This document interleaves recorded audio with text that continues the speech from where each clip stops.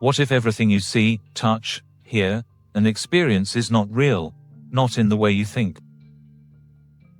What if the world around you, the people you know, the emotions you feel, and even your own consciousness, are all part of an incredibly advanced computer simulation? This is not merely a plot for a science fiction movie. It is a serious philosophical and scientific hypothesis, increasingly debated by physicists, computer scientists, and philosophers.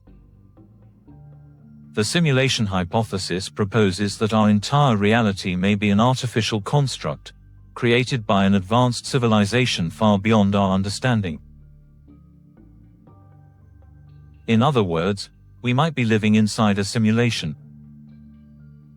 At first glance, this idea seems absurd. After all, our experiences feel real. The sun shines, the rain falls, pain hurts, and love heals. But throughout history, humanity has constantly revised its understanding of reality. We once believed the Earth was the center of the universe. We once believed time and space were absolute.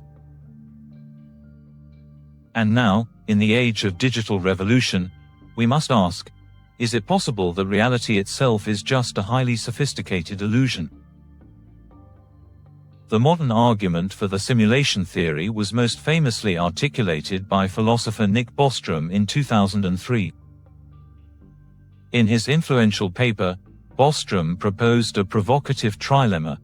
Either 1. Civilizations never reach a level of technological maturity capable of creating realistic simulations, or 2.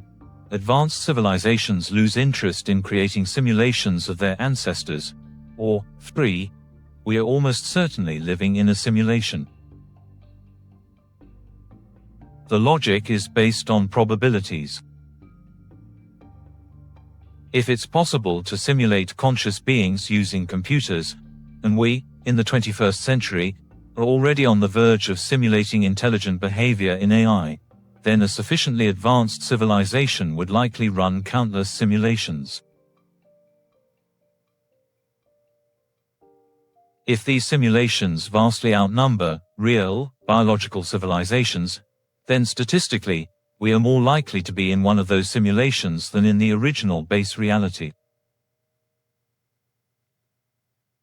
This hypothesis does not claim to prove we are in a simulation. Instead, it suggests that if technology continues to evolve, and if conscious experience can be simulated, then the odds heavily favor the simulated scenario. Supporting this idea is the exponential growth in computer technology. In just a few decades, video games have evolved from pixelated blocks to immersive 3D environments with lifelike physics and AI-driven characters.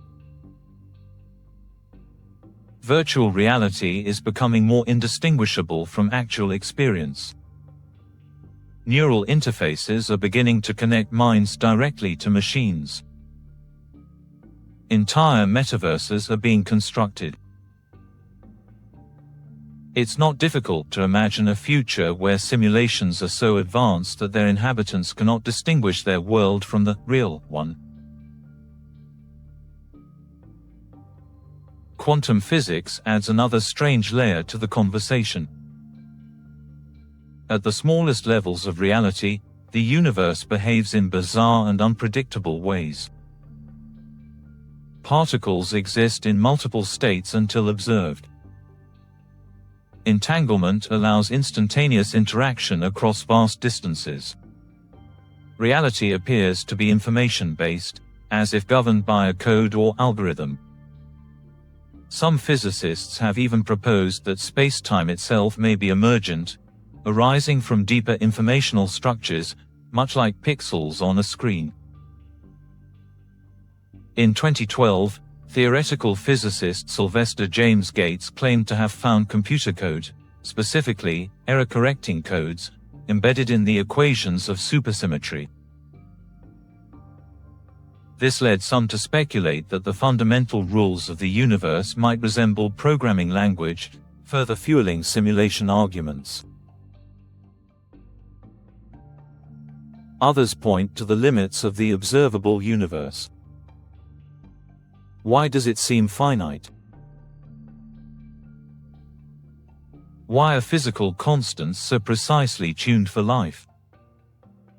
Why does the universe have boundaries beyond which we cannot see? Are these the edges of a programmed environment? Then there are the glitches, oddities and anomalies in our world that some interpret as signs of a simulated reality. Déjà vu, uncanny coincidences, mathematical patterns in nature, and inexplicable phenomena all raise questions about the consistency of what we call real. These may be cognitive illusions, but they also feed into the deeper suspicion that something about reality feels engineered. However, the simulation theory is not without criticism. One major argument is the problem of consciousness.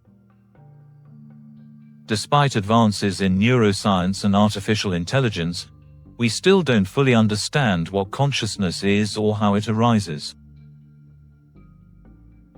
Is it possible to simulate subjective experience, or does consciousness require something fundamentally biological? If consciousness cannot be simulated, the whole hypothesis collapses. Others argue that the simulation hypothesis is unfalsifiable.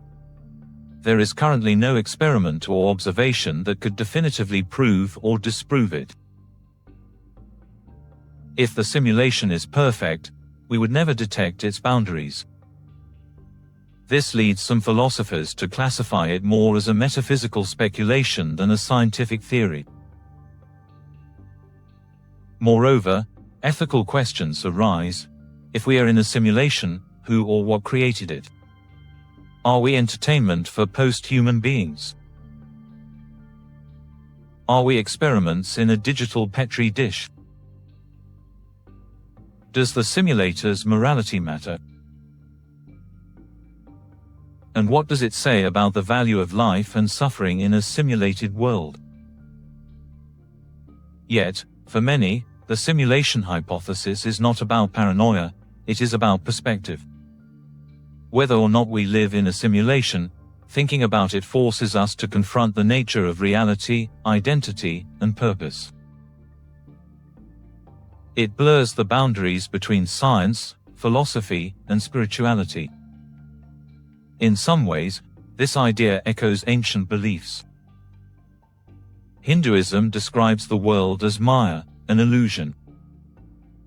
Plato's allegory of the cave suggests that what we perceive is only shadows of a deeper truth. Gnosticism proposed that the material world is a prison created by a false god. The simulation theory is, in many respects, a modern retelling of these old philosophical stories, translated into digital language.